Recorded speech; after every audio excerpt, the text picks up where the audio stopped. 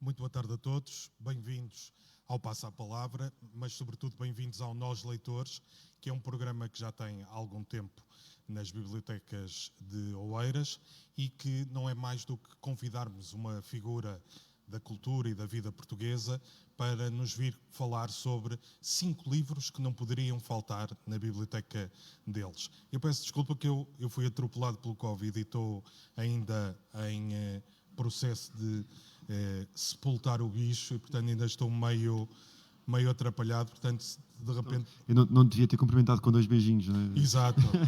Eu ainda devia vir na minha direção e evitei e disse, pronto, se calhar é melhor não. Nosso convidado desta tarde, Samuel Lúria, dos mais interessantes músicos e compositores portugueses e que melhor trata a língua portuguesa e provavelmente o único compositor da história da música em língua portuguesa que conseguiu rimar a palavra exoesqueleto e, portanto, isso diz muito da categoria dele. Boa tarde, Samuel. Bem-vindo ao Oeiras.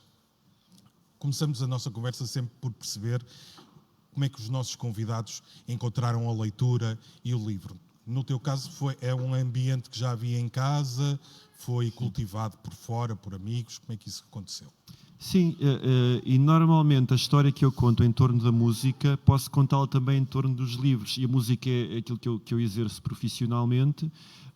Os livros, a leitura de livros, infelizmente, a leitura só pura não é uma profissão para ninguém, mas a minha apetência surge da mesma forma, que é eu cresci com muitos instrumentos musicais em casa, e também cresci numa casa recheada de livros. E nesse sentido eu posso falar de privilégio, embora tenha crescido numa família bastante humilde, tanto do lado do meu pai como do lado da minha mãe, mas pessoas honestas e trabalhadoras e nunca me faltou nada. E para além de não me faltar nada daquilo que é a subsistência básica, também nunca me faltaram livros. E a superabundância que eu tinha de páginas e de folhas e de edições lá em casa faz-me pensar também na leitura como algo que fazia parte dessa subsistência que não faltava e que me era fornecido de uma maneira muito generosa e com o prazer e a custo do trabalho dos meus pais e dos meus avós, até porque eu acabei por viver muito tempo na casa do meu avô paterno, e havia mesmo muitos livros nas estantes lá de casa e de coisas muito dispares. E por isso, assim que eu começo a aprender a ler, e aprendi a ler normalmente na escola primária com 6 anos, comecei a agarrar-me e a manusear e a inteirar-me de coisas que eu já manuseava de uma forma inconsciente, tanto pelos livros que eram ilustrados ou até pelo próprio formigueiro das letras, o aspecto gráfico de uma página impressa. Então, esse gosto pela leitura tem a ver com a proximidade dos livros. Não parece, mas somos praticamente da mesma geração. Tu és um daqueles portugueses que tinha muitos livros em casa graças a essa magnífica instituição chamada Círculo de Leitores. Também, sim. Sim, é verdade. Magnífica instituição.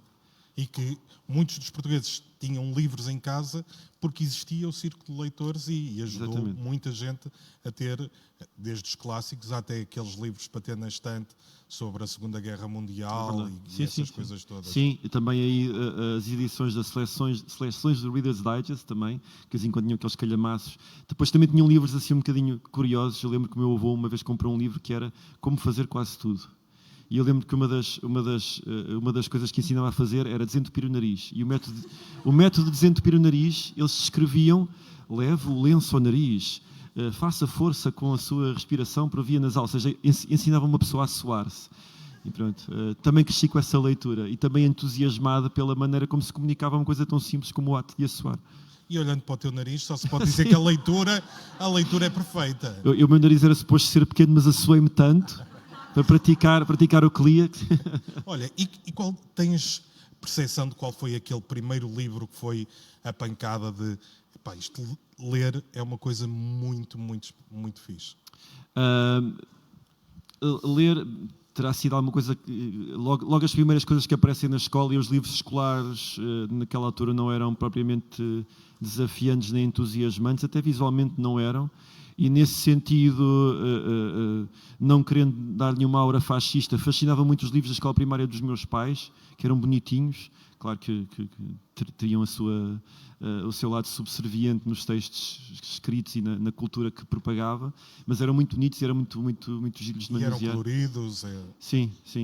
Mas aqui também tenho que introduzir algo que me desperta para a leitura de uma maneira diferente, e já falámos sobre isso até também por questões musicais, que é o facto de eu ter crescido e me ter desenvolvido e ter tido os meus anos formativos em contacto com igrejas protestantes. E nas igrejas protestantes, ao lado de pensar na palavra, na ação, no verbo, como uma coisa que supera a própria palavra gráfica, escrita, comunicada. E, nesse sentido, há uma exortação à leitura, à compreensão, mas também ao entendimento transcendental que pode estar contido numa palavra, que torna o ato de ler, pode tornar o ato de ler que é prazeroso, mas pode também torná-lo numa coisa, sei lá, eu não queria usar a palavra transcendental outra vez porque nem sequer é o que descreve, mas reverencial, sim, acho que é a palavra mais que melhor descreve. E nesse sentido há um lado de, quando ganhas reverência pelas letras, quando percebes o potencial de reverência que uma palavra pode conter, há também, para além do prazer, para além da informação, há também o lado de contrição que tu tens em torno da leitura.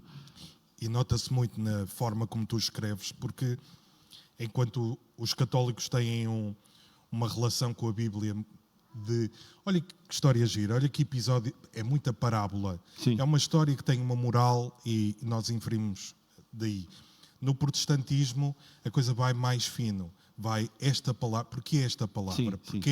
Porquê é que isto está escrito desta maneira? E isso reflete-se nas tuas letras, porque o Pedro Mexia já escreveu um texto de apresentação de um disco teu e ele diz, chega-se a um ponto em que nós já não conseguimos catar todas as referências e todas as coisas que tu colocas, aquela palavra remete para um episódio, remete para um texto, para uma referência. Mas o Pedro fez um bom trabalho de sapa nessa exploração. Ele não ali mesmo a desencantar coisas que nem sequer era suposto serem desencantadas, para além da minha própria intenção e da minha cabeça. E nesse sentido senti muito honrado, porque lá está, o Pedro é um exegeta da vida, tudo, até na maneira como ele escreve e a maneira como ele tenta compreender o mundo, e daqui também não estou a excluir sequer se calhar a sua faceta mais conhecida de hoje em dia, que é o de comentarista político, por ser uma figura televisiva nesse aspecto, mas ele é um exegeta, é uma pessoa interessada em conhecer a palavra, conhecer a raiz, conhecer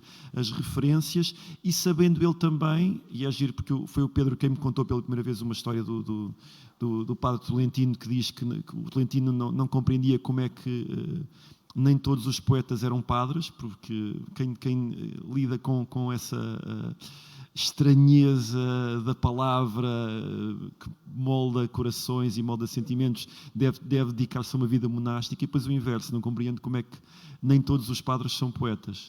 E o Pedro foi quem me contou essa história pela primeira vez. Mas nesse sentido, sim, há perceber a riqueza, às vezes mais profunda, tentar entender os subtextos, perceber que mesmo coisas que são descritas como factuais podem conter um subtexto e uma simbologia que tem instruções que vão para além do factual. Acho que me abriu a mente enquanto leitor, e desde pequeno. Eu não me tornei num ser com capacidades sobre-humanas, mas pelo menos até num lado passatempo de gostar de descortinar e de explorar, acho que de alguma maneira fez-me interessar por esse trabalhinho de minúcia em torno da palavra. Olha, eu, sem criticar os convidados anteriores, as tuas escolhas surpreenderam-me porque, tirando um livro, que é um clássico em todas as listas, tu conseguiste driblar muito as escolhas, porque nós temos muito Fernando Pessoa, muito Essa de Queiroz, muito Saramago, e as tuas escolhas são muito heterogéneas e que dão pano para mangas. E eu ia começar pelo primeiro livro.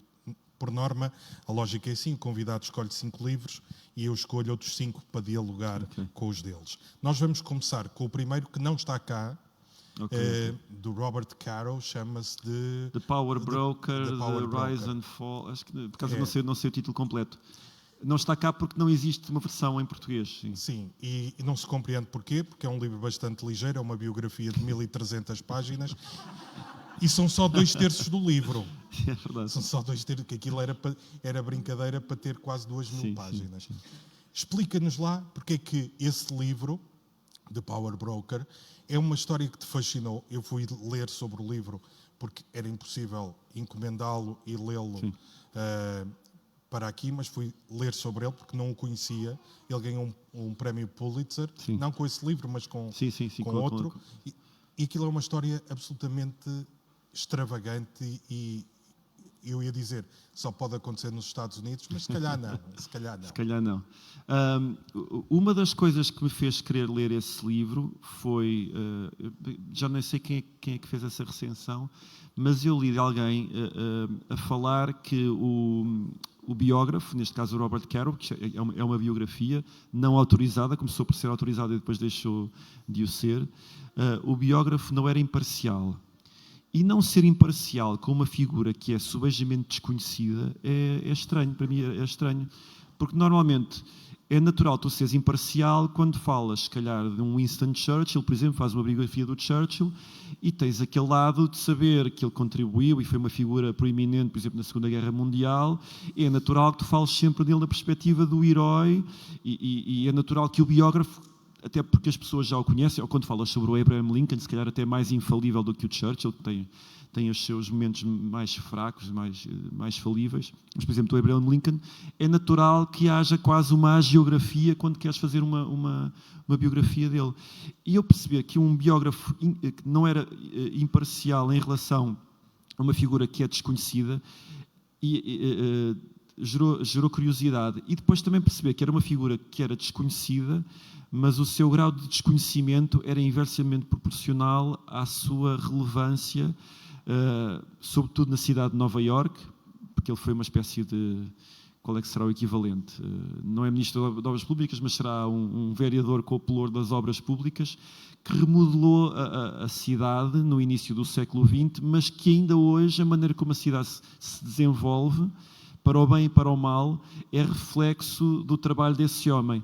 E é um homem que começa perfeitamente idealista, a querer mesmo ordenar a cidade quase numa maneira Max Weberiana de virtuosismo, para praticar o bem, e o reflexo de uma cidade, de uma urbanidade completa e complexa e funcional seria quase o reflexo da sua moralidade. Mas depois é uma pessoa que se corrompe pelo poder, que corrompe com o poder e continua a desenvolver a cidade através da sua moralidade, mas é uma amoralidade já. E é uma pessoa poderosíssima e foi uma pessoa com uma grande longevidade e sempre no poder, e a determinada altura, se calhar, até uma pessoa mais poderosa que o próprio Presidente dos Estados Unidos. Esse Robert Moses é alguém que, quem não leu a biografia, dificilmente terá ouvido falar sobre ele. E depois a escrita, lá está, esse crítico não é imparcial, porque faz de facto tem esse detalhe moral sobre o exercício de poder, e escreve de uma maneira muito cativante. Apesar de serem 1300 páginas, é difícil largá-las, é verdade. É um livro muito extenso, mas que é difícil de largar. Eu confesso que o fui largando e demorei, se calhar, quase 2 anos a acabar de lê-lo, mas voltava sempre com muito prazer. E a escrita, para além de ser cativante, faz uma coisa que também é interessante. Mais uma vez, indo ao encontro de um personagem muito específico, com uma tarefa muito específica, numa cidade particular, e uma cidade que não é igual a mais nenhuma cidade no mundo. Há ali também um tratado sobre o urbanismo, sim, porque há aspectos muito técnicos a serem ali discutidos, mas há um tratado sobre as figuras de poder, sobre a corrupção, sobre a procura, o ensejo mais íntimo de um ser humano, a maneira como o poder corrompe é corrompido, e assim torna-se uma obra muito, muito, muito interessante, quase filosófica. É uma biografia de um urbanista. E eu vou trocar por miúdos para as pessoas perceberem o poder deste Robert Moses. Ele nunca foi eleito para nada, sim. Nunca concorreu a umas eleições. No entanto, não houve obra pública em Nova Iorque que não passasse pelas mãos dele. E no início era essa lógica de o que é que serve melhor a cidade, e a determinada altura era: vamos fazer esta ponte porque sim. E vamos fazer esta autoestrada porque sim. E porque sim passou a ser um princípio tão válido como outro qualquer. Mas muitas vezes porque sim se escondiam, sei lá, se ele queria, ele de repente achava que havia um bairro que estava populado, isto sim já é na parte descendente na sua moral, estava populado por pessoas que para ele eram indesejáveis. Então ele se calhar contorcia as estradas e até as autoestradas passavam dentro da cidade para haver barulho e poluição junto desses prédios e forçar as pessoas a sair. Havia ali um lado maquiavélico e às vezes muito, muito pérfido na maneira como ele desenvolvia o urbanismo da cidade. E a lógica da cidade, quase como um organismo vivo, continua a desenvolver-se ainda muito em torno desses desígnios do Robert Moses.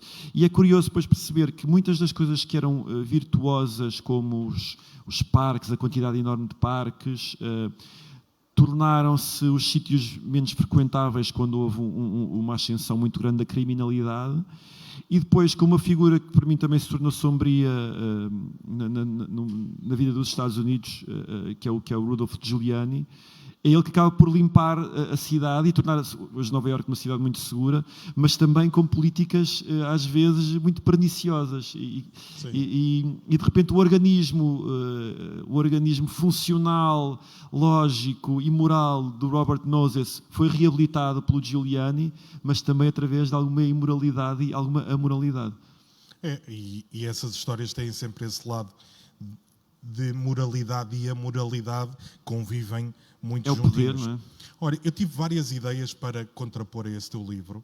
O primeiro foi trazer uma biografia, mas uma coisa diferente, tem a ver com a atualidade. Eu lembrei-me da biografia de Jerusalém, do Simon Sebag Montefiore. Quem quiser perceber o que se passa naquela região, ler a biografia de uma cidade como Jerusalém é um investimento. Não são 1300 páginas, mas não anda longe. E a edição portuguesa, ainda por cima a letra é muito miudinha, é um livro complicado. Pensei num documentário que há no Netflix chamado Clarence Avant, e que é um negro norte-americano que, desde a luta pelos direitos civis ao lado de Martin Luther King, que ele esteve ao lado dele, até aos dias de hoje, não há grande evento, negociação social em que ele não esteja metido. O documentário, vocês vão ver o Bill Clinton a falar, o Barack Obama, o Quincy Jones, o Stevie Wonder, todas as vedetas a dizer que é um tipo que ninguém conhece, mas esteve em todos os momentos-chave.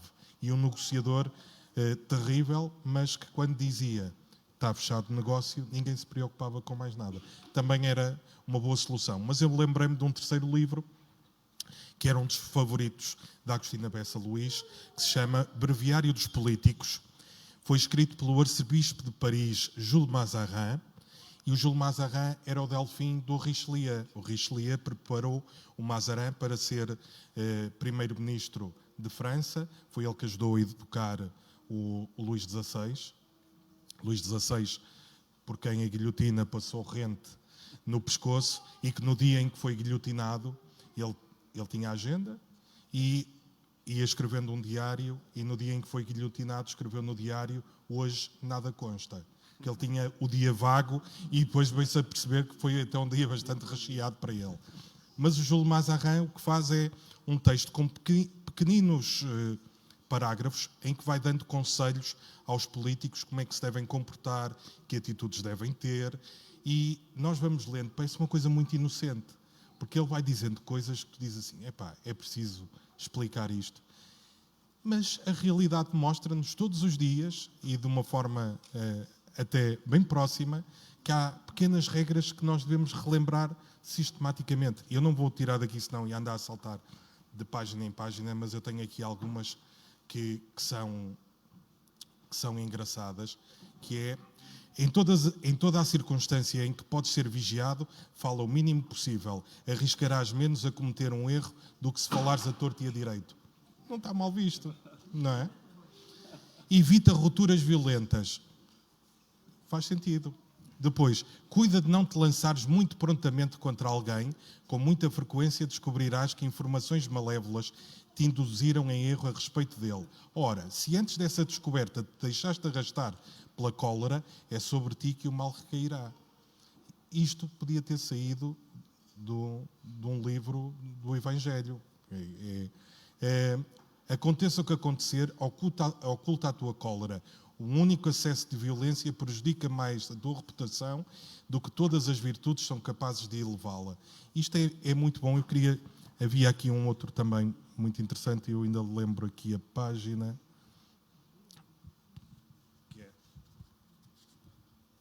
Que é aqui. Então é assim: se estás farto de te afligir por causa de um negócio terrivelmente complicado, não vale a pena teimar. O melhor é distrair o espírito, concedendo a ti próprio alguns divertimentos decentes e fazendo um pouco de exercício. Isto faz-me lembrar uma pessoa, um político português, tinha tomado uma decisão e foi dar um passeio de 50 minutos em torno do palácio. Não é? Tens uma coisa, é complicado de resolver, vai caminhar, vai distrair. Pronto. No tempo de Jules Mazarin, século XVII, não havia a CMTV para ir atrás. Então, o senhor fala. Pronto.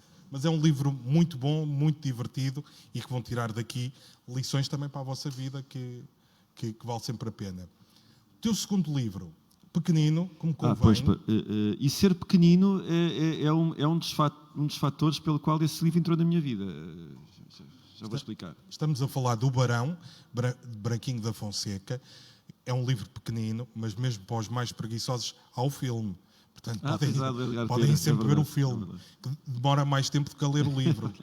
Portanto, não é uma grande troca. É um filme do Edgar Pera com uma das melhores interpretações do Nuno Melo que eu já vi. Mas fala-nos lá deste espécie de conto, novela, não sei. Sim, ser pequenino é determinante para esse livro ter surgido da minha vida. Eu conhecia o Branquinho da Fonseca por ser sempre um bocado referido como um presencista menor, não é? Daqueles nomes que se incluía na lista da malta da presença, mas nunca tinha tido qualquer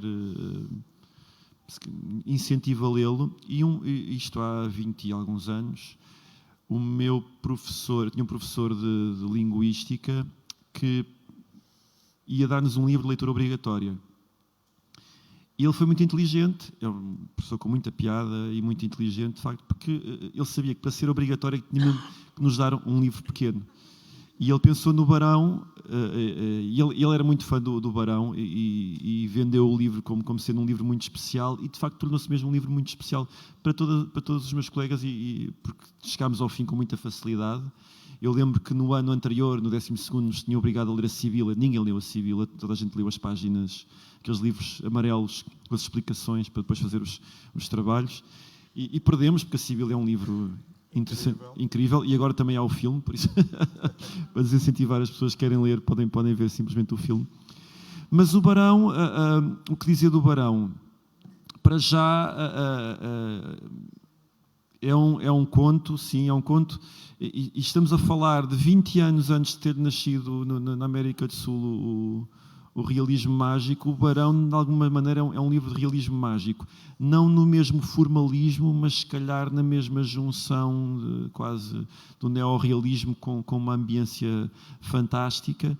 É um livro muito interessante pelo lado do narrador. O narrador é um narrador autodiegético, que nós seguimos o livro através dos olhos do narrador e durante o início deste livro, é um livro muito curto, mas é quase como um passeio, durante o início do livro aparece-nos a figura desse Barão, que lá está, mais tarde eu vim a formar a ideia dele através do Nuno Melo, muito diferente daquilo que eu tinha na cabeça, mas hoje é o Nuno Melo, porque de facto é muito Nuno Melo, ator falecido, não o hoje deputado do CDS. Sim. Que é o único Barão do CDS. É o único Barão do CDS, é verdade. Mas sim, tornou-se ideia. Mas o narrador acaba por surgir como uma figura... e o Barão como um contraponto um do outro. mas a determinada altura do livro eles começam a nivelar-se e começam a mesclar-se. E é engraçado porque eles mesclam-se através de álcool e de música. Há ali muito vinho, há ali muito licor, e há música, e há um corrupio que faz com que eles comecem a nivelar, que é na maneira como nós percebemos até a história. Depois também há um lado quase quixotesco, e até me faz lembrar o Orson Welles no Citizen Kane, que há ali um objeto desconhecido, Rosebud, sim, que há uma Dulcinea barra Rosebud, que também se congrega na minha cabeça. Mas para todas as pessoas, ainda por cima li isto, estamos a falar dos meus anos universitários, pensar em experiências de álcool que são aglutinadoras não é difícil. Tu gostavas a dizer, e eu a pensar também nos meus anos de universitários, álcool e música, no fim, a vontade de mesclar é enorme. É verdade, é mesmo. Portanto, eu compreendo o que ele São mesmo niveladores sociais, e neste livro é feito mesmo, há uma espécie de transe que é descrito através dessas experiências, que não só eu me conseguia rever, como quase que eu estava a sentir enquanto lia. Eu não voltei a ler o livro nestes 20 anos, mas ficou-me essa memória muito forte, e é um livro que é fácil de reler, são 100 páginas, se tanto, mas ficou-me essa impressão muito forte. Por isso, quando me surgiu a ideia de escolher 5 livros, e seria um exercício que se me pedisses amanhã, eu se calhar dava-te, se calhar não outros 5, mas 3 não seriam os mesmos, mas este deixou uma marca muito profunda por causa dessa, claro, da escrita, por um lado despejada, mas depois também por outro lado com esse lado místico até da figura do Barão, e depois por esse lado nivelador que eu achei muito... revi muito naquilo.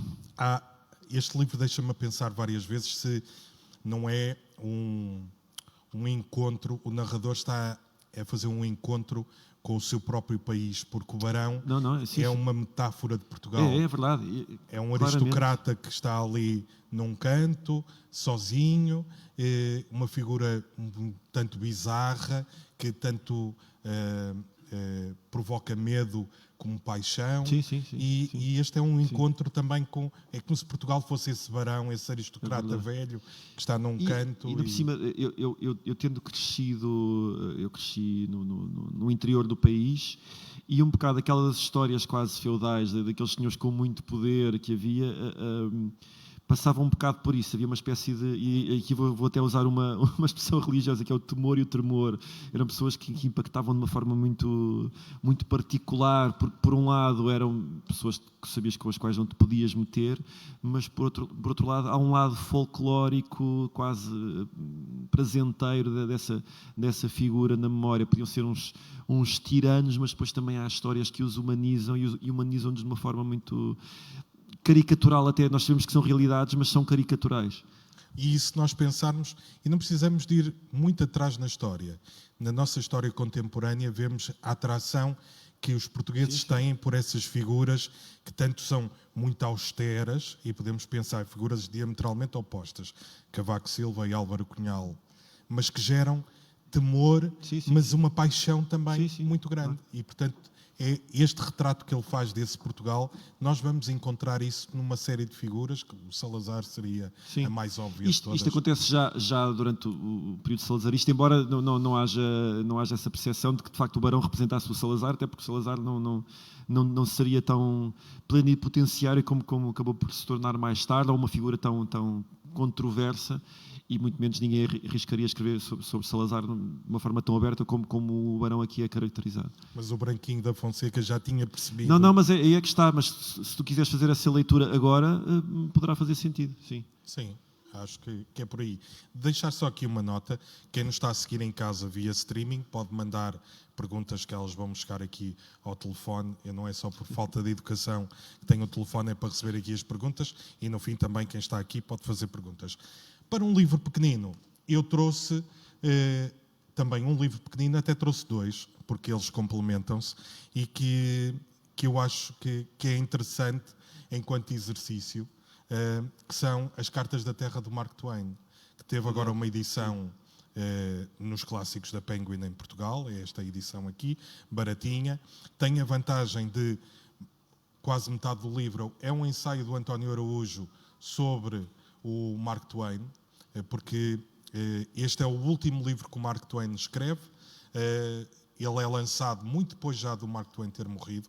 O livro está incompleto, era suposto ser bem maior, e vem depois de um outro livro que ele tinha escrito, que aqui só está uma parte, são os excertos dos diários de Adão e Eva, porque as pessoas têm aquela ideia que o Mark Twain é um escritor jovial, com o Tom Sawyer, o Huckleberry Finn, aventuras, mas a obra do Mark Twain é muito negra, muito pessimista e que cutucou muitas vezes aquilo que não era suposto ninguém tocar na sociedade americana. E então este livro, Cartas da Terra, é uma coisa simples.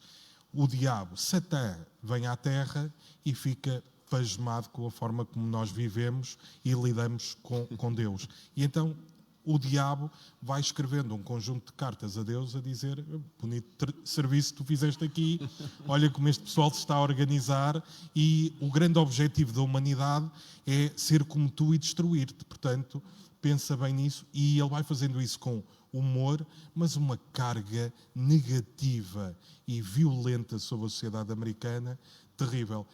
É o livro mais negro dele, também por uma razão simples, é que ele, num curtíssimo espaço de tempo, estamos a falar de uma coisa de 2, 3 anos, ele viu morrer a mulher, as 2 filhas e a governanta que tratava dele, roubar-lhe praticamente tudo. E, portanto, ele não estaria num momento muito positivo, e este livro traz esse lado, sempre com sentido de humor muito afiado, mais nos diários do Adão e Eva, que são muito, muito divertidos.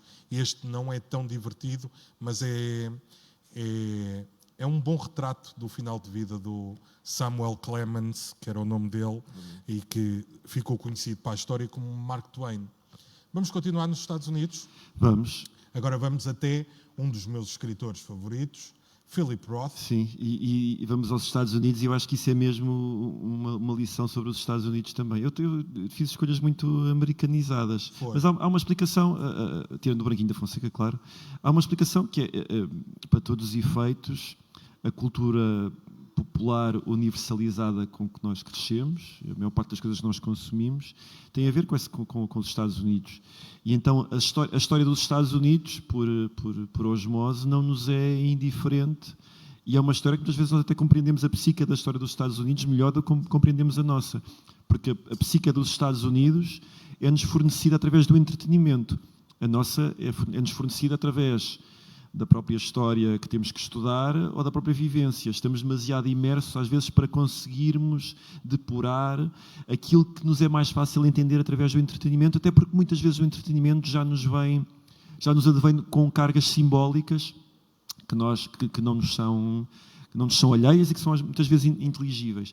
É o caso desta pastoral americana, que eu acho que eu gosto muito do Roth, e acho que este é o maior livro dele, é o melhor livro dele, até em alguma contenção com que ele escreve, e fala de 2 Américas pós-guerra, pós-Segunda Guerra, que estão ali em confronto, mas é um confronto familiar, porque há o personagem principal, que é um pai, visto também através de um narrador que tem quase uma paixoneta por esse pai, quase num lado Fitzgeraldiano do início do Grande Gatsby, que há um enfatuamento pela personagem, e aqui também parece que há por esse pai, e é um pai que representa se calhar uns Estados Unidos pós-Segunda Guerra, que são os Estados Unidos coletivamente otimista, e coletivamente a caminharem e construírem esse otimismo, a tentarem cimentá-lo, quer ele seja evidente ou não,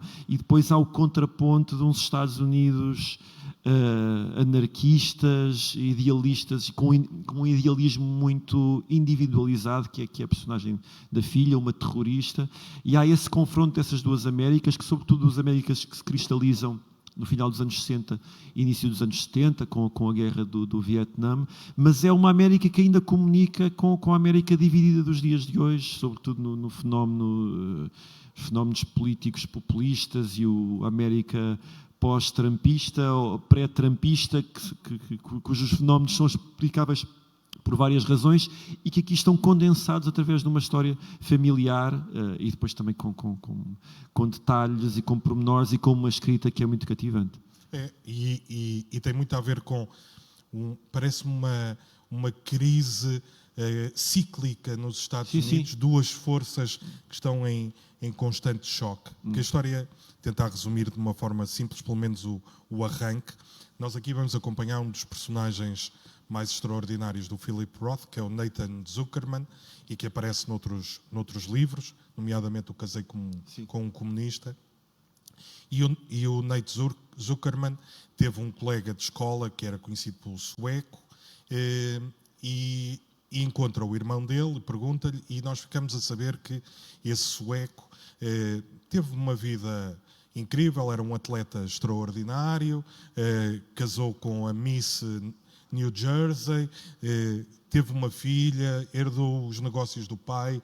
É aquela América que nós olhamos, vemos anos 50, que as famílias perfeitas, tudo. Até se tu pensares, nós pensarmos nas peças de design corriqueiro dos eletrodomésticos dos anos 50, os carros, etc., as pinturas do Norman Rockwell, tu vês uma América sempre muito idealizada, mas que tem respaldo em alguma realidade. Havia mesmo histórias de muito sucesso logo nessa América do pós-guerra, de pessoas que tinham essa aparência saudável, de pessoas bem-sucedidas, que vemos muito nos filmes, e de facto esse sueco é uma pessoa que nós reconhecemos de inúmeros exemplos. E esse sueco tem uma filha que em algum momento da vida sofreu ali um desvio, torna-se uma perigosa progressista anti-guerra no Vietnã, decide pôr uma bomba na casa de um médico e aquilo corre mal, e a partir daí nós vamos acompanhar. E o Nathan Zuckerman, eu acho que o livro tem isso de muito interessante, é que nos vai dando perspectivas diferentes e visões diferentes sobre o mesmo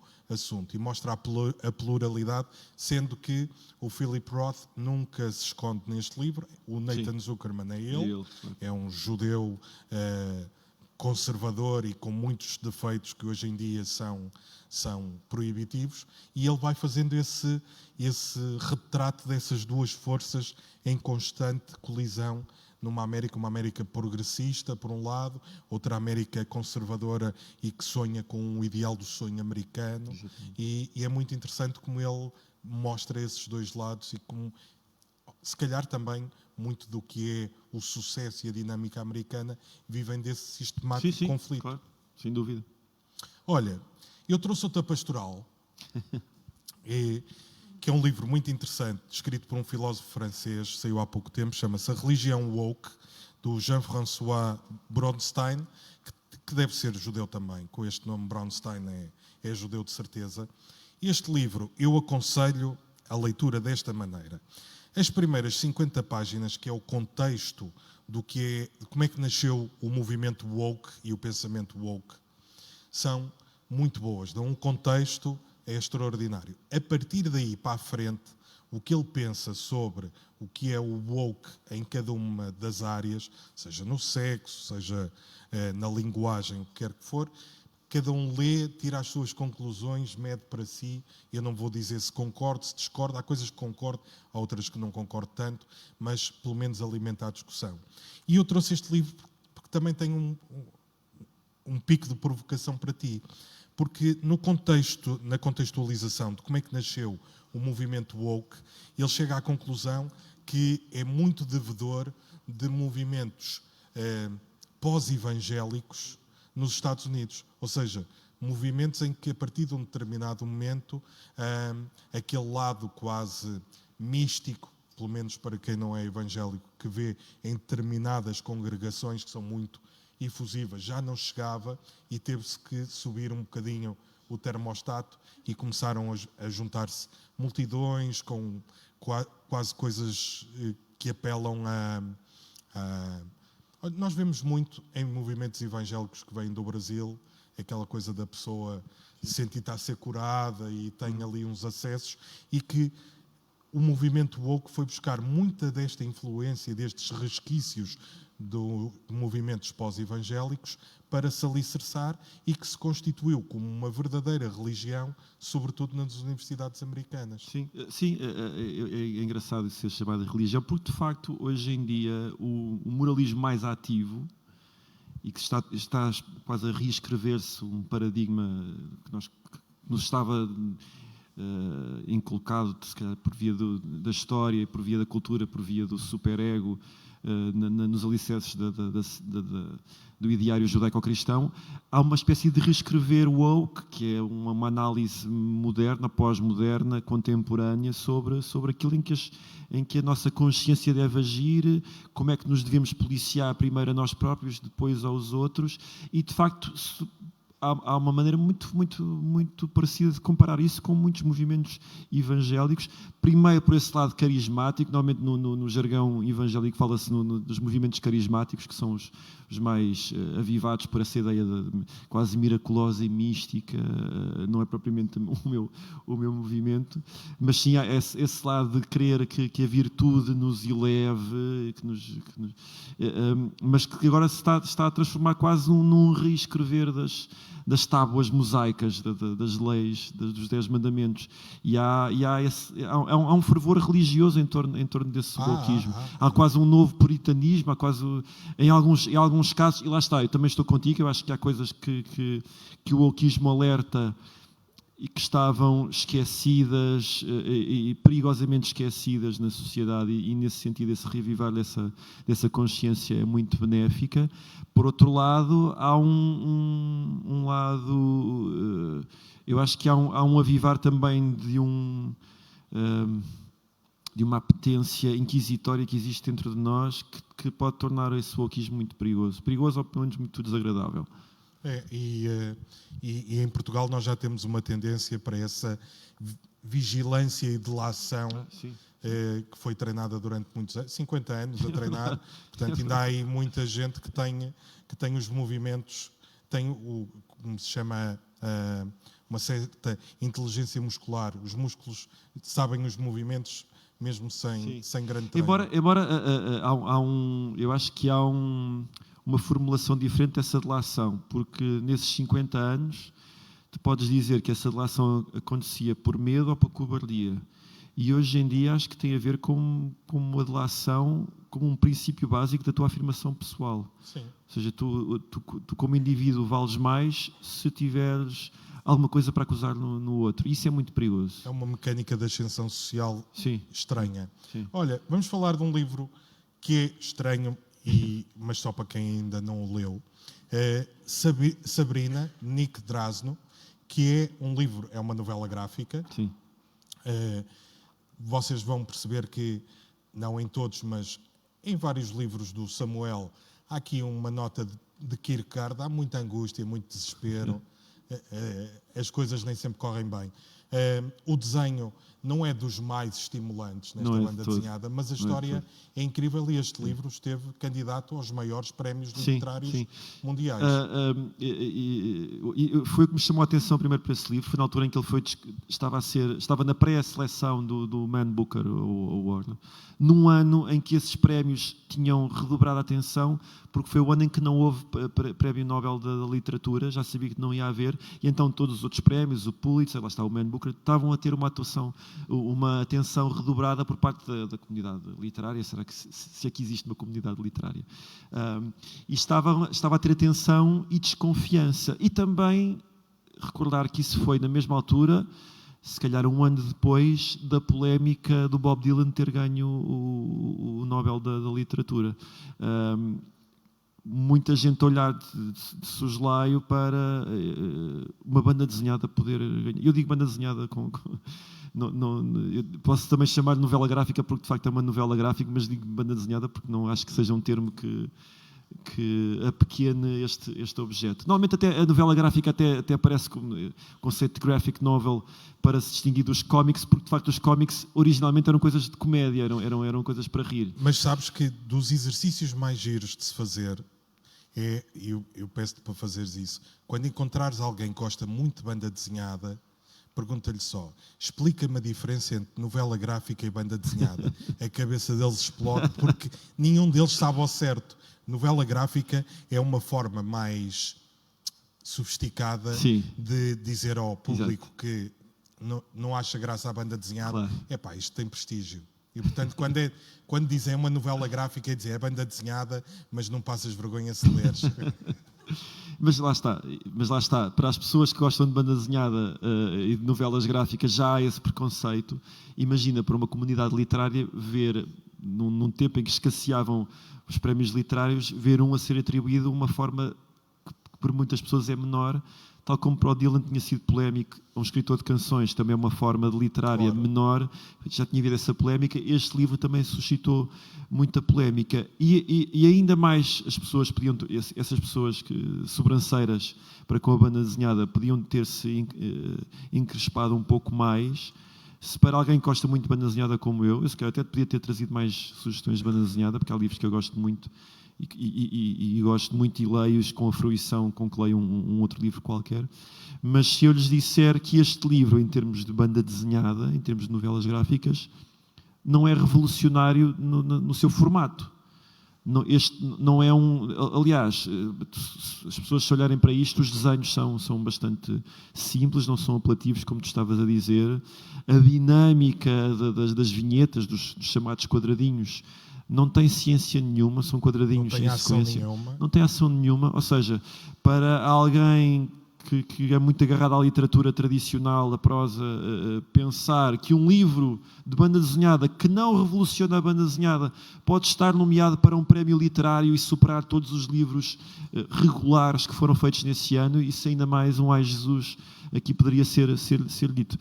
Mas lá está, nessa sua normalidade, nessa sua banalidade gráfica e sequencial com que este livro é feito, ele é de alguma maneira, a minha fruição ao lê-lo é muito semelhante à da pastoral americana.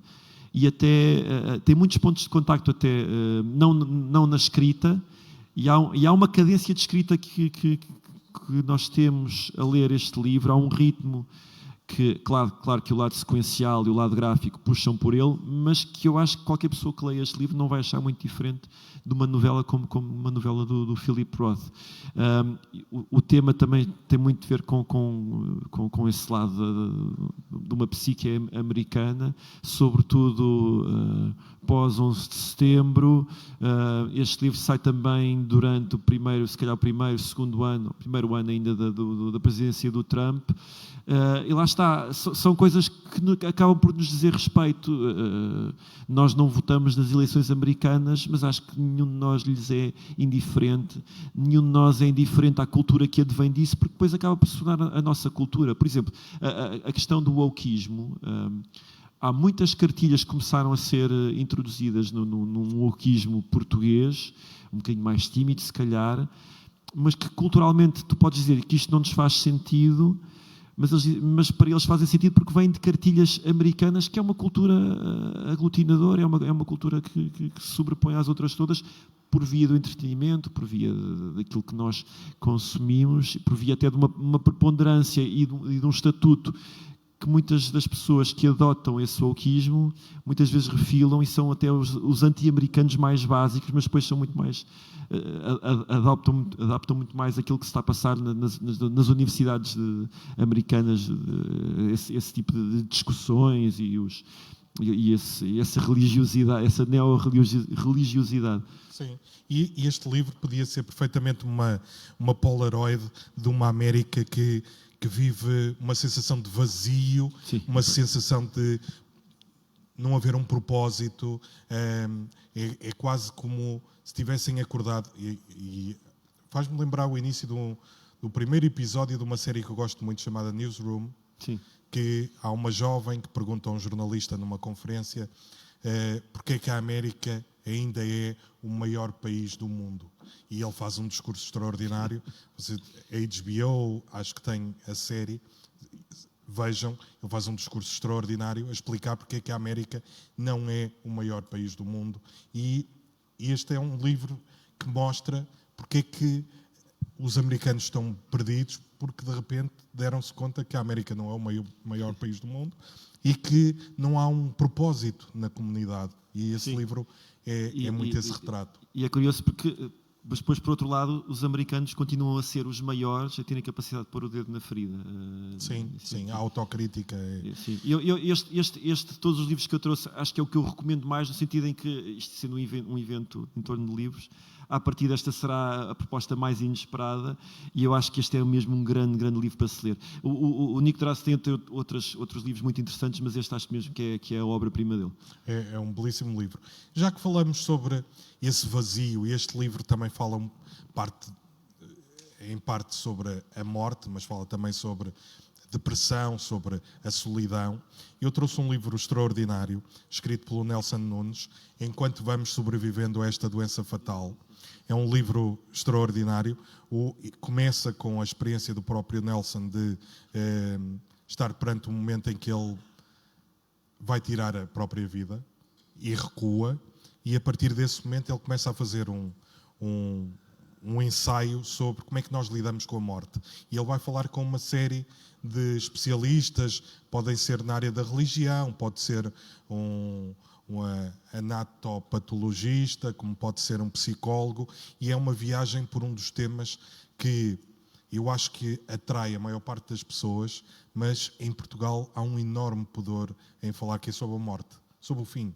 As pessoas têm um receio muito grande e evitam falar sobre a morte. E este é um belíssimo livro, é um dos temas que também mais me atrai. Já li muitos livros sobre como é que o ser humano lida com a morte e o que é a morte, mas uma das melhores explicações, tu deves ter visto isso, foi dada ultimamente, foi por Woody Allen, que perguntaram-lhe o que era para ele, se ele tinha medo da morte, e ele na entrega de uns prémios disse que não tinha medo nenhum da morte, porque para ele a morte era como uma colonoscopia. Ele disse, eu fui fazer, chegamos lá, dão-nos uma coisa, a gente adormece, apaga, e ele foi o melhor tempo que eu estive, um sono doce, e ele, a morte é isto, a gente desaparece, no sono, não sabe mais o que é que vai acontecer, não tem preocupações, é extraordinário. E ele, agora se me perguntarem o que é a vida é o dia de preparação para a colonoscopia.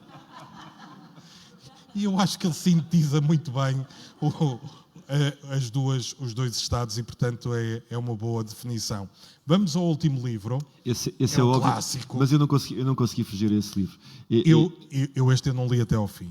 Eu cheguei a uma parte em que eu perguntei a mim próprio, até que ponto é que tu gostas de baleias? E disse assim, não é das coisas que eu adoro mais. Então já chega, já percebi. Moby Dick, de Herman Melville. Sim. De alguma maneira também é um livro extraordinariamente americano. Aliás, não sei se isto é comum dizer sobre ele, mas para mim isto é uma espécie de epopeia americana, como nós temos os Lusíadas, como os gregos têm as suas epopeias. Acho que o Melville faz a epopeia americana, por muito banais que sejam os personagens, não sejam figuras mitológicas, são cinédicos, representam um conjunto, apesar de terem características muito vincadas dos próprios personagens, sendo personagens, são depois símbolos de muita coisa. E este foi um livro, de todos, este é aquele que eu tenho mais presente, foi o que eu li mais vezes, ao contrário, tu nunca o acabaste. Tu leste mais do que uma vez? Eu li esse livro várias vezes. Gostas muito de baleias. Olha, nem o Roberto Carlos. Sabes que eu li esse livro pela primeira vez, eu sou zero precoce, mas li esse livro pela primeira vez, ainda na infância, porque era sugerido como um livro de aventuras infantil-juvenil. E eu vou-te dizer porque é que eu não sou nada precoce. E foi um livro que custou muito a ler, mas eu li-o na perspectiva. Este é um livro de aventuras, eu vou lê-lo como um livro de aventuras. Mas depois, lá está. E aí quase como o fenómeno que sobretudo os evangélicos falam muito sobre a Bíblia, que é viva e que é eficaz, e se tu lês a uma determinada altura da vida, ela vai-te dar, vais recolher lá ensinamentos para essa tua altura da vida. O livro do Melville, não sendo um livro sagrado, mas eu descubro sempre coisas novas cada vez que o leio, e descubro simbologias novas, subtextos novos, recomendações novas até, entendimentos existencialistas novos também, e depois acho que é escrito de uma maneira também muito particular e especial, e assim, a escrita é uma coisa que eu só consegui usufruir já mais tarde. Foi difícil e foi penoso a primeira vez que o li, mas acabei por carolice. E lembro que li o Moby Dick a seguir a ter lido um livro que esse sim tem coisas muito infantis, e foi um livro que eu li muitas vezes na infância, que não tem nada a ver, que foi O Feiticeiro de Oz. E eu achava que, se não estava a gostar do Melville como tinha gostado do Frank Baum, do Feiticeiro de Oz, a falha era minha, porque não estava a conseguir chegar lá, porque eram livros que eram recomendados da mesma maneira, aventuras infanto-juvenis.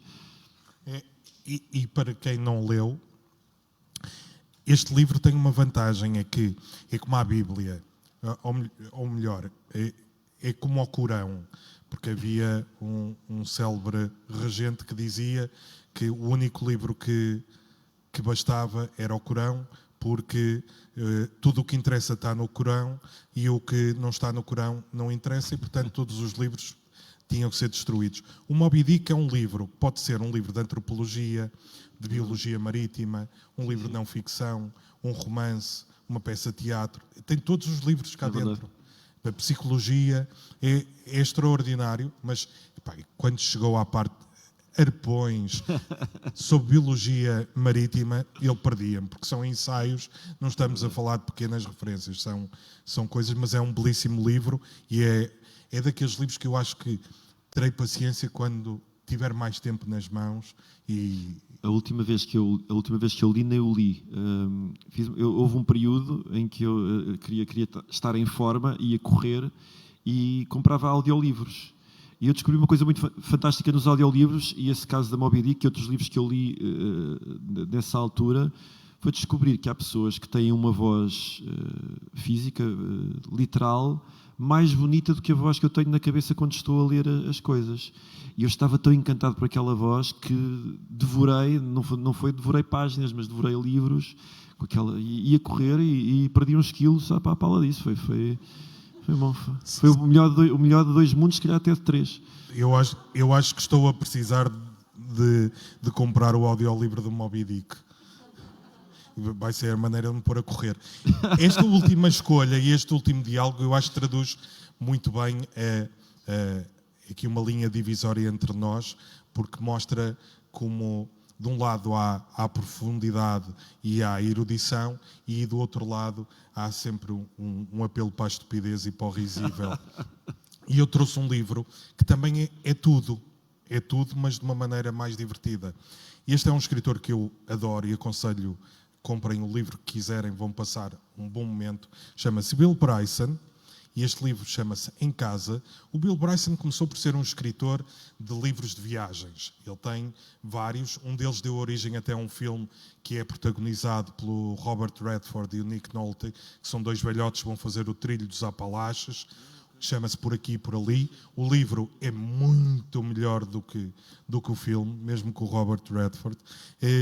E ele, a determinada altura, começou a fazer livros Ele é tão curioso e gosta de colecionar pequenas histórias engraçadas, que ele primeiro escreveu um livro que se chama História Universal de Quase Tudo, e que é isso mesmo. É uma história universal de praticamente tudo. Pode ser do clipe até Versailles.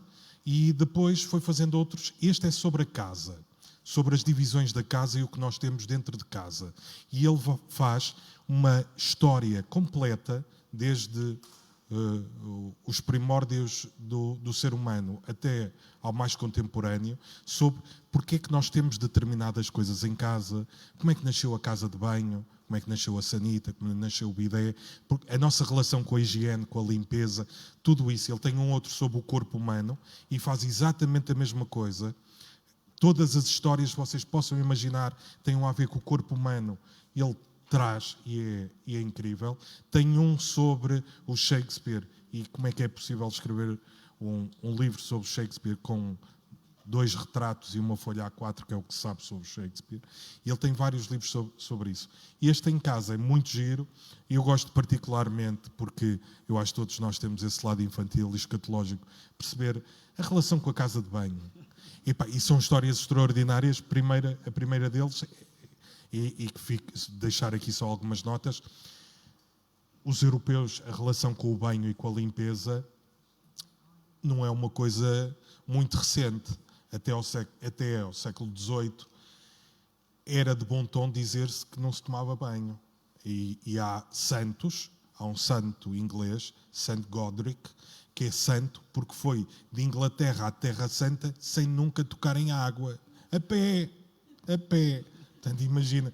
Há um tipo também, um regente, que viveu sempre com a mesma camisa, e quando disser, isso já não dá, isso não, tens de trocar, ele foi tirar e até pedaços da pele saíram tão agarrada que estava ao corpo. E, portanto, a relação, uma das coisas engraçadas que ele conta é que quando chegam os primeiros europeus à América Latina, os índios ficaram maravilhados porque eles viam os europeus, atiraram um pano do bolso, a assoarem-se para o pano, e eles o que achavam extraordinário é que eles dobravam depois muito direitinho e guardavam no bolso. E eles pensavam que aquilo devia ter muito valor para eles. E eles vão confrontando com estas pequenas coisas a entrada da casa de banho para a casa das pessoas, porque era uma divisão à parte. E há uma coisa que é extraordinária, que é a pouca relação e todas as teorias que se foram desenvolvendo ao longo de séculos e séculos sobre tomar banho faz mal. E, portanto, era absolutamente normal as pessoas não tomarem banho. E quando começaram a tomar, na praia, em França, era dentro de uma carruagem que iam, a carruagem entrava dentro da água, eles deixavam-se estar, a água entrava pelas portas, molhavam-os, saía a carruagem e eles iam embora. É assim que tomavam banho, sentadinhos na carruagem, e achavam que o povo que andava todo nu na praia a tomar banho, que eram os selvagens. Mas é um livro muito divertido, qualquer um deles vocês vão se rir muito, e muito inteligente, e com uma pesquisa extraordinária. E, portanto, são estas as minhas sugestões. Nós já arrebentamos todo o tempo possível e imaginário. Eu vou só confirmar aqui, em termos de perguntas, não temos nada. E aqui na sala, quem é que quer fazer uma pergunta ao Samuel? Já temos aqui uma pergunta, já aí vem o microfone. Aqui.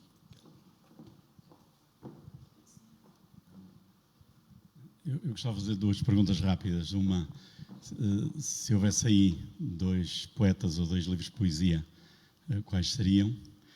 E a segunda é, Samuel falou no Bob Dylan e no Nobel, se colocaria algum outro músico antes, a quem devesse ser dado esse Nobel antes, sei lá, o Cohen, o Chico Buarque ou o Samuel Luria.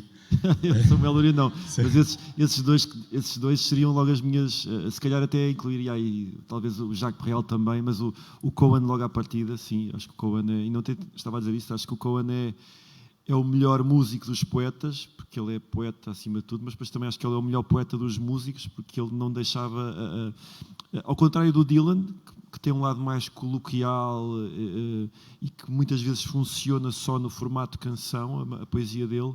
O Cohen, nós conseguimos ler as letras dele e podem ser ditas, e sobretudo se forem traduzidas, literalmente, eu já fiz esse exercício algumas vezes, as letras sendo traduzidas, que perdem aquilo que hoje em dia é considerado algo infantil, que é a rima, porque quando traduz literalmente as palavras, obviamente não vão rimar em português como rimam no inglês, e até se torna uma poesia com mais para ouvidos mais contemporâneos, mais fácil de digerir. Mas acho que se o Cohen seria, a partir da minha escolha preferencial para um prémio literário. Sim.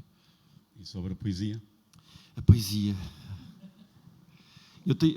os últimos anos eu tenho sido um melhor comprador de poesia, embora eu gosto muito de poesia, e a poesia para mim seja indispensável, até pelas ferramentas que me oferece para sintetizar as coisas que eu quero escrever.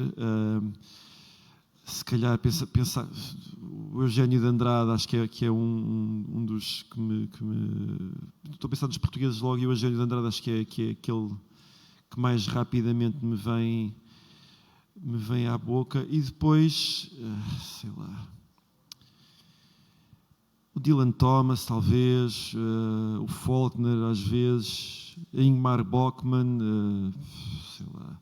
Gosto muito dos poetas do pós-guerra, que me influenciaram muito o último disco, nós já falámos sobre isso. Não sei. Esta escolha de 5 livros não foi muito imediata. E se eu tivesse que dizer outros amanhã, teria mais uma vez uma hora a pensar. Eu não sou confrontado com estas coisas. A outra do prémio foi muito simples. Mas para falar em poesia, eu acho que demoraria até a depurar as minhas escolhas, um bocadinho, sim. Temos ali mais uma pergunta. Sim, sem demorar uma hora a pensar, queria perguntar-lhe que livros ou que livro recomendaria hoje para estes 3 leitores de 10 anos? Não recomendaria Moby Dick, embora eu tenha lido mais ou menos com a idade deles. Sei lá. Vou mesmo passar uma hora a pensar nisso. Não, eu estou a tentar, porque há um lado de nós queremos proporcionar às pessoas mais novas. Eu não tenho filhos, mas tenho sobrinhos, e quando chega às recomendações de leitura, eu quero muitas vezes que eles experimentem aquilo que me fascinou muito quando eu tinha a idade deles. Só quando eu tinha a idade deles o mundo era outro, as referências eram outras, e aquilo que me fascinava e que me divertia, se calhar vai parecer uma seca para pessoas com a idade deles. Mas se calhar, eu acho que há livros de aventuras, lá está, por exemplo, os do Mark Twain, o Tom Sawyer, o Huckleberry Finn, que são livros que têm coisas... Tem esse negrume que existe na obra do Twain, está lá também escondida, mas eu acho que continuam a ser livros que podem ser divertidos para estas gerações, ou os livros do Robert Louis Stevenson, que têm coisas assustadoras, mas que eu acho que também não devemos privar os mais novos das coisas assustadoras, e depois há um lado de aventuras que continua presente. Havia um livro que eu gostava muito quando era miúdo, que era um livro de capa e espada. Como é que se chamava o autor? Que era O Prisioneiro de Zenda. Eu li era um daqueles clássicos da literatura. Eu acho que é um livro possivelmente do século XIX, talvez. Será? Não estou a lembrar. Robert Hope? Não. Mas O Prisioneiro de Zenda foi um livro que eu li muitas vezes quando era miúdo e que gostava muito daquilo, e eu acho que pode tornar-se ainda divertido, mas lá está. Eu ainda sou do tempo, eu cresci sobretudo nos anos 80, os meus anos formativos foram nos anos 80 e 90, mas nos anos 80 ainda era divertido o que eu acho que hoje para nenhum miúdo é divertido, que é os cowboys e os livros, os filmes de cowboys, que eu ainda hoje adoro, e as coisas de capa e espada. Mas depois há grandes obras de literatura, como as coisas do Alexandre Dumas, que são coisas de capa e espada, e são como os Três Mosqueteiros, ou o Homem da Máscara de Ferro, etc., que eu acho que continuam a ser divertidos, continuam a inspirar muito cinema. Se ainda são divertidos para miúdos, não sei, mas eu recomendava, não é mesmo? Olha, eu vou fazer só uma sugestão, porque tudo o que tu sugeriste, as crianças podem estar a cometer o crime de apropriação cultural. Cowboys e não sei o que mais. Isto não... É verdade. Um livro que me marcou muito, e foi o livro que despoltou o interesse pela leitura, foi As Aventuras de João Sem Medo. Sim. Só o arranque é um livro de aventuras, também muito negro, mas só a ideia de haver uma terra que se chama Chora que logo bebes e os habitantes chamarem-se Chora que logo bebenses é extraordinário, e aquilo agarrou-me de uma maneira, por causa dessa questão, e haver um miúdo que quer fugir àquela aldeia onde toda a gente é deprimida e vive triste. Achei muito interessante, e foi por aí que arranquei. Há mais alguma pergunta? Aqui mais uma. O que é que prefere numa BD? O que é que acha mais importante numa BD? Uma boa ilustração ou um bom texto? Sabes que eu antes de ser músico, na minha cabeça eu achava que ia ser ilustrador e que ia fazer bandas desenhadas. Fazer uma banda desenhada dá muito trabalho. Mas eu acho que é tudo muito importante. Por exemplo, esta banda desenhada, há uma intenção muito grande em que os desenhos não sejam bem feitos. E não são, de facto, desenhos muito bem feitos. Mas é intencional que assim seja, para que a história sobreviva e transpareça de outra maneira.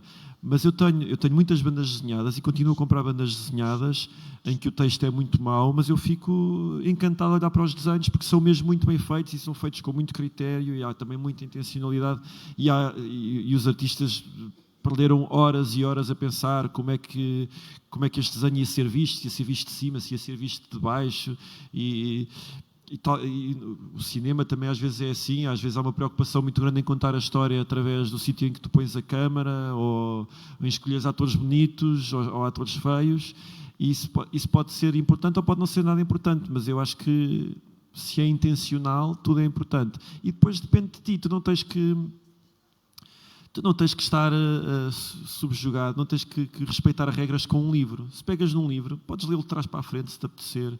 Podes ficar a olhar para um desenho 20 horas e não leres o balão de fala, se te apetecer. Um livro é um objeto que és tu que dominas.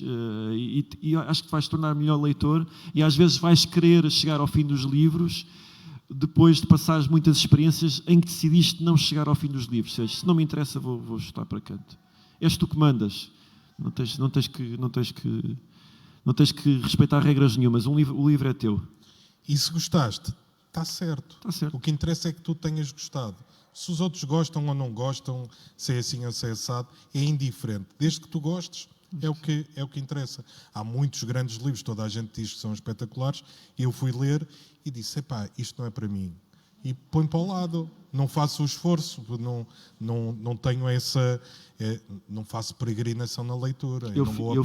Eu fiz esforços de que me arrependo de ter feito. Outros claro. não me arrependo, mas há alguns que eu me arrependo de ter Até feito. porque, e pesquisem isto na net, um dos grandes paradoxos e um dos grandes erros na sociedade contemporânea é que nós temos muito aquela ideia de que eu já investi tanto nisto que não vou desistir, que é um desperdício e vou levar até ao fim. É um erro. Desistam, porque o que está certo, isso é uma falácia no nosso cérebro, diz, já li 200 páginas de Moby Dick, agora é um desperdício não ler até ao fim. Não, leram 200 páginas, estão fartos, ponham para o lado porque vão ganhar tempo noutras coisas e, portanto, não é dizer estou a desperdiçar o tempo que já investi nisto.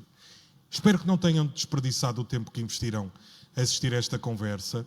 Samuel, quero-te agradecer. És ótimo, até falar sobre livros, és o maior. E só por causa disso, e para que tu possas ler ainda com mais vontade, levas aqui um vinho Vila Oeiras. Isto é para reler o Barão agora com a experiência de ler embriagado. Eu acho que funciona melhor com o Moby Dick. Bebes e isto começa a fazer sentido de outra maneira. Certeza. Muito obrigado por teres vindo. Muito obrigado a todos vós.